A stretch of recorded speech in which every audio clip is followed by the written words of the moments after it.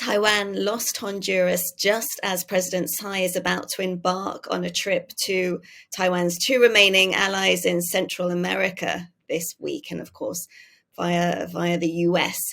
Is the timing significant?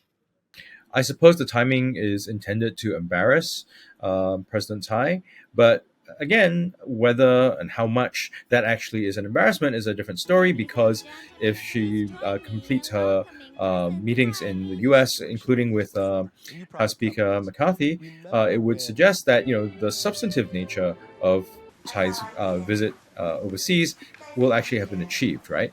So the Honduras issue may be a bit of a embarrassment, but what doesn't amount to undermining Taiwan's overall foreign policy objectives. Taiwan has lost 9 allies in the past 7 years since President Tsai came to power. President Tsai has one more year left. Are we likely to see Taiwan lose more allies, or is this something she can stem? This question of allies is actually an interesting one. In Taiwan's language, they often like to talk about states that continue to have diplomatic relations with officially the Republic of China as allies, but they are not allies in the sense that they provide any security guarantee. This is the sort of standard use of ally. What they are countries that extend diplomatic recognition officially to Taipei.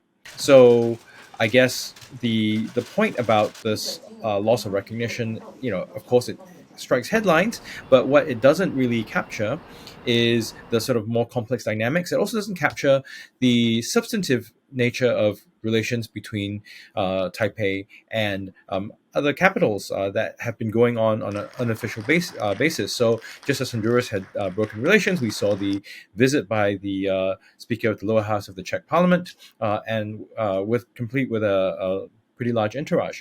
And at the face of it, I think we have to recognize that the derecognition of Taiwan, or the limited recognition of Taiwan internationally, has to do with PRC pressure. So as long as PRC pressure is there, as long as it increases, there is not that much that Taiwan on its own can do to keep up this formal diplomatic recognition of the ROC.